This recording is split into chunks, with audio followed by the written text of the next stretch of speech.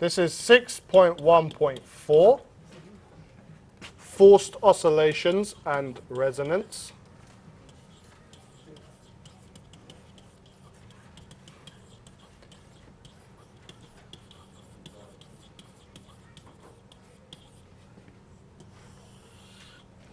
We're going to start with a situation where we have a mass spring system.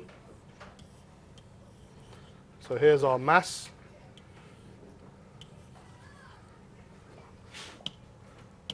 And we connect that via a second spring to a vibrator.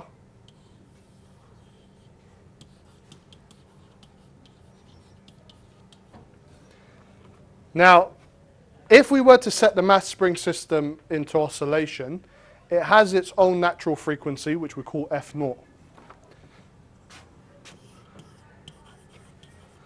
So the mass spring system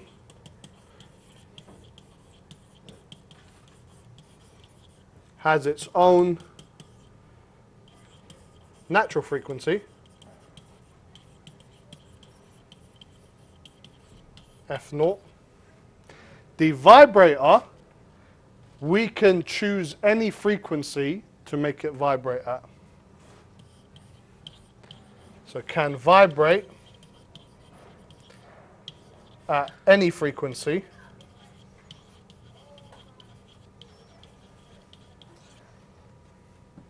And this is the driver of the oscillations. So if we turn the vibrator on, the vibrator drives the oscillations. It causes it to oscillate.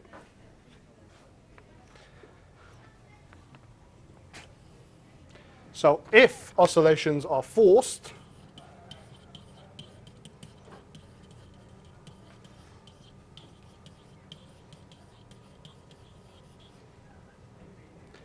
the oscillator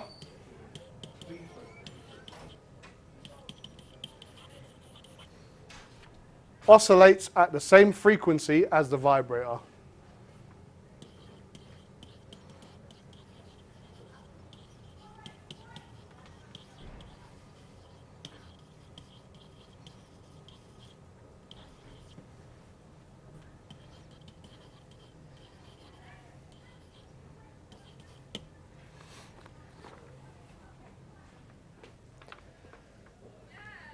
Now, if we set the vibrator to vibrate or oscillate at F0, so we match the natural frequency of our system, then a phenomenon called resonance occurs. And that phenomenon, resonance, means that you have large amplitude oscillations.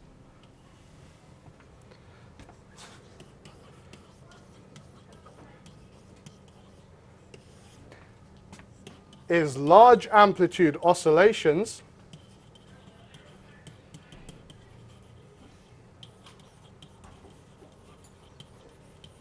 which occur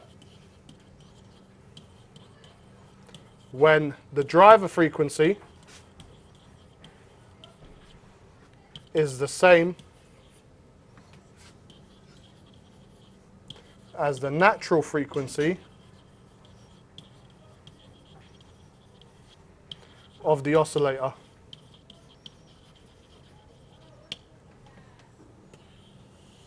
And put a box around that, because that's a definition you need to know.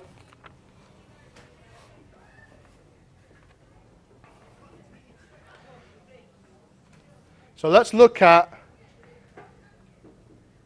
how amplitude varies with the driver frequency of an oscillator on a graph.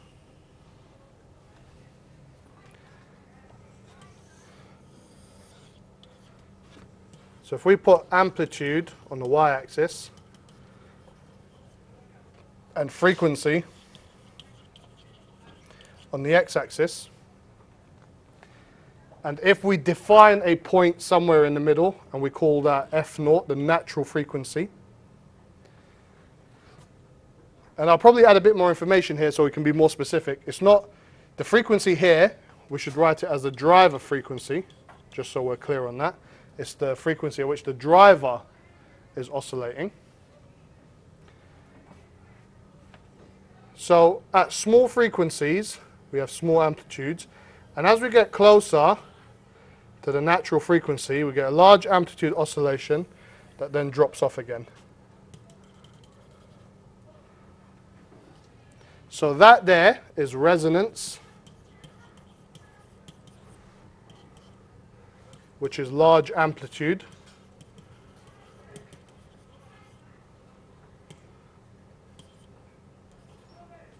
And if you see over here, where we don't have resonance, we've got small amplitude.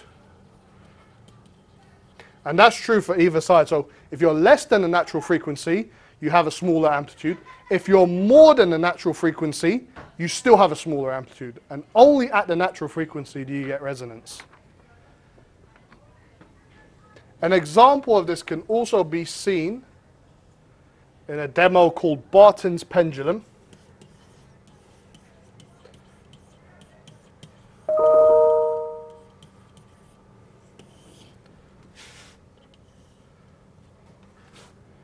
Where with a string we attach multiple pendulums together.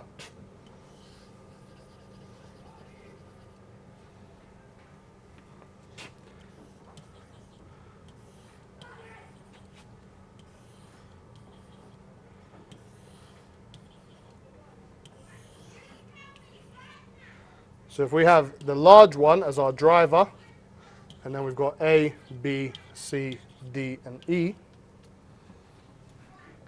we recall that a pendulum's frequency is related to its length through the equation T equals to 2 pi root L over G. So recall T equals to 2 pi root L over G. If we know the period, we also know the frequency, yes? So frequency of a pendulum is just the inverse of that, so 1 over that. So frequency is equal to 1 over 2 pi root G over L. So the frequency depends on the length of the pendulum. Now, of these pendulums that we've got, D has the same length as the driver. So that means that if the driver is oscillating, it's oscillating at the same natural frequency as D, so D will be in resonance. So D has same length as driver, therefore same natural frequency, F0. So D has largest amplitude.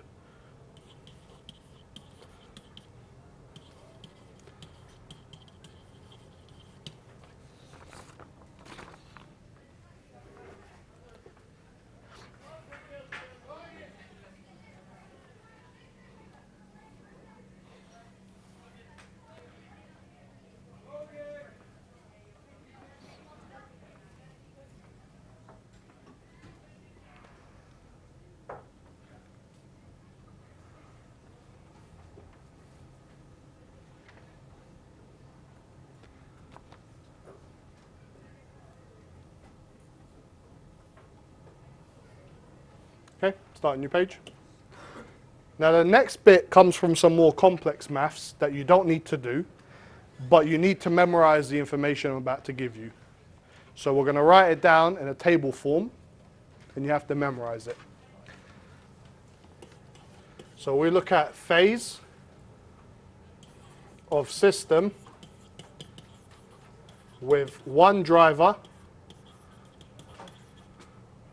and one oscillator.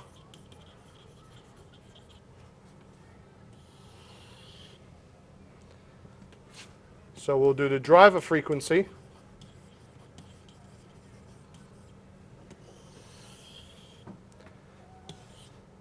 and then we'll do the phase relationship,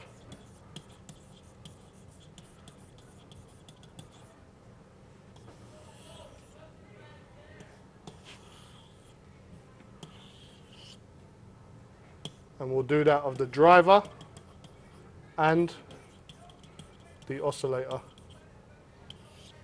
So we start with low frequencies. So at low frequencies, the driver and the oscillator are in phase. They oscillate together.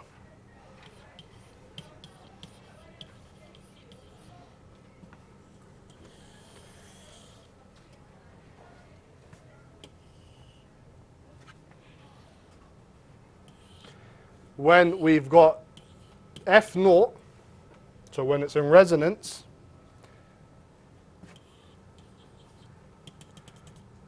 then our driver versus our oscillator are not in phase anymore. They're pi/2 out of phase.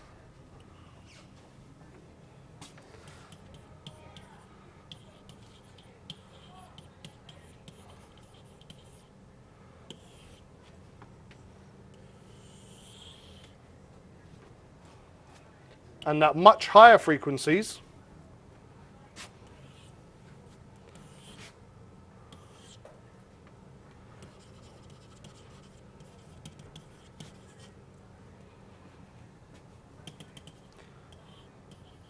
then our driver and our oscillator are pi radians out of phase.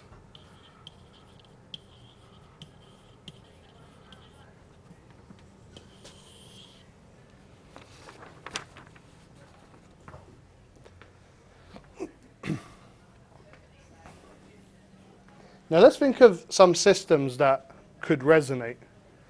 And the most common ones we look at are bridges, for example.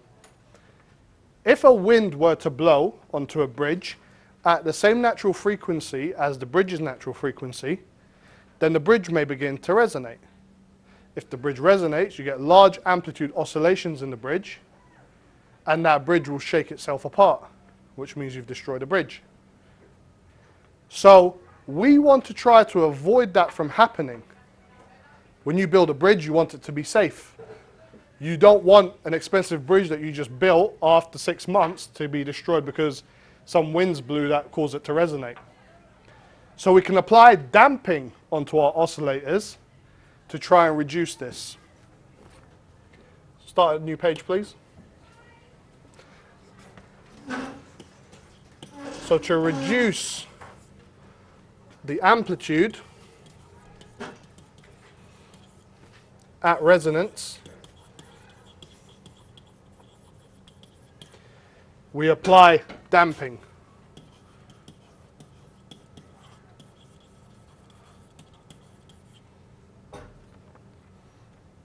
So the easiest way of damping a bridge, for example, is mass loading.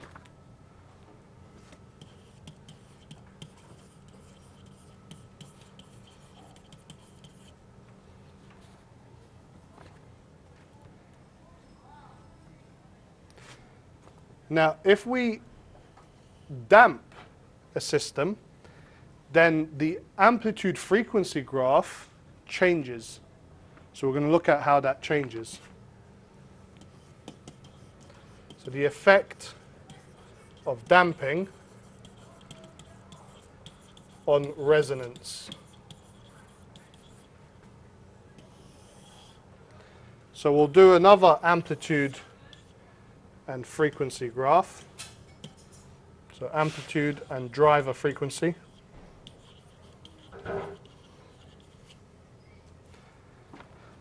And we will define some value F0.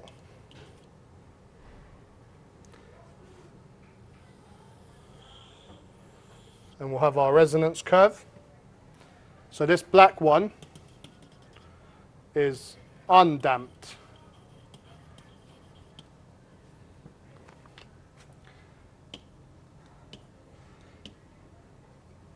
Now, if we add some damping, we get something called lightly damped. So just slight damping. So what happens is the frequency, the natural frequency of that system now moves down slightly. We get smaller amplitude oscillations. But if you can see, resonance now happens a broader range of frequencies. So we've widened the curve. So in blue, we've got lightly damped.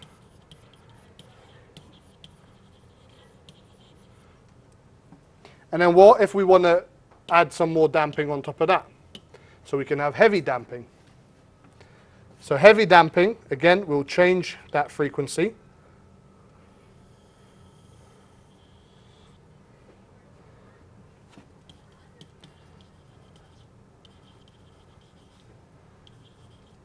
But again, it will broaden that curve even more. So by damping our oscillator, we do two things. Or we do three things actually. So number one, we reduce the amplitude, which is a good thing because too much amplitude means the system can break itself apart.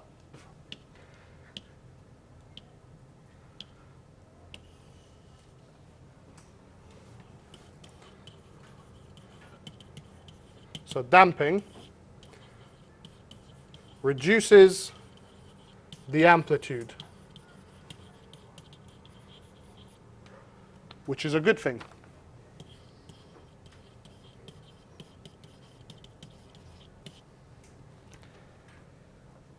It also makes the frequency, or the natural frequency, lower, and that could be good or bad depending on the specific situation.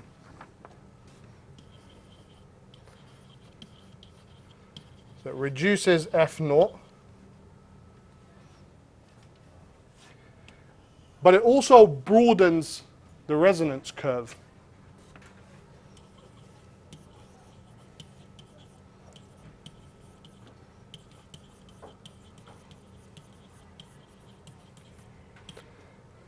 Which is not a good thing because that means that the system will now resonate at greater range of frequencies.